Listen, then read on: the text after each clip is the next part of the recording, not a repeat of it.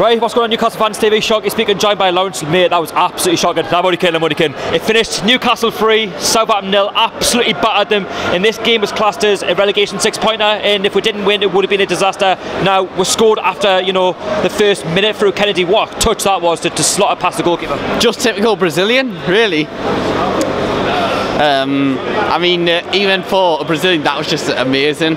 Best goal of our season so far. And when Newcastle did go 1-0 up after the first minute, it's all about Newcastle trying to get that second goal. How many times this season have Newcastle taken the lead, going back to other games, and we've not managed to kill off the game? Southampton, for me, they couldn't string two passes together. Southampton in possession, they were shocking. They were going out for throw-ins. They just couldn't get a rhythm going, could they? You could tell they're struggling under Pellegrino. Yeah. Well, yeah.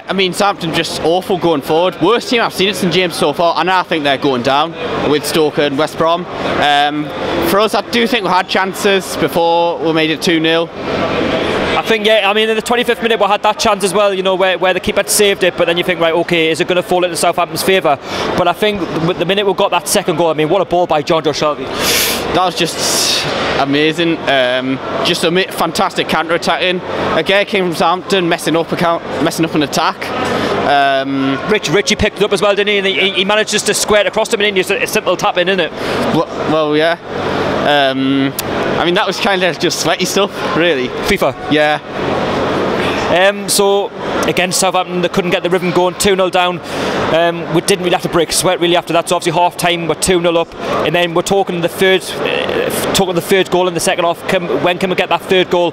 And it pretty much came early in the second half, didn't we? And we pretty much killed the game off, didn't we? Well, yeah.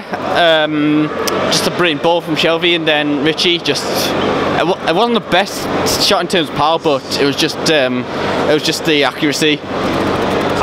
They were defensively shocking, Southampton. Any Southampton fan will echo this. They're the bottom half for a reason. They've drawn 13 games going into this game, and Pellegrino's under a lot of pressure now. What do you think of the future of Pellegrino? Do you think he'll get the sack now, or do you think they'll keep a hold of him for another couple more games? I think they'll lose against Wigan next weekend, and then they'll sack him in the international break.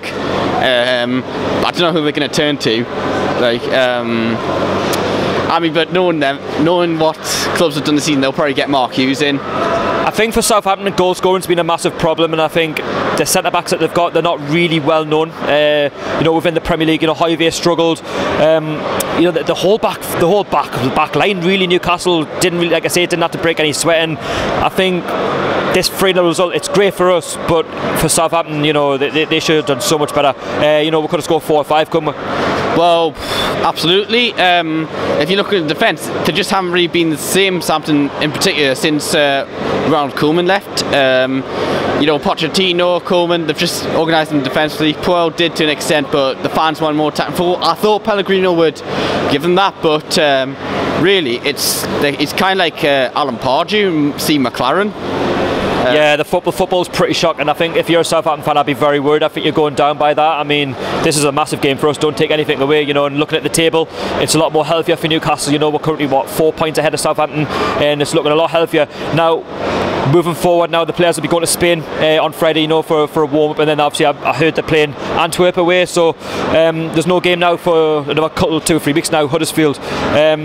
What's your thoughts going into if the players going to Spain?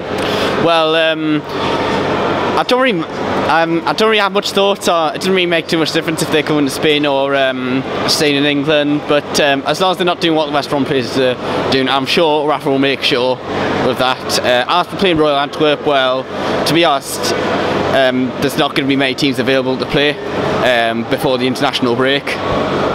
So yeah, that's just the thoughts from Laurence. Newcastle won 3-0, very comfortable, could have scored a 4th or a 5th. Leave me your thoughts about the game down below. Again, leave me your thoughts of any changes that Rafa made during the game, with the positive ones. Should we have went on to get the 4th or the 5th, but yeah, thank you very much for watching. I'll see you all later.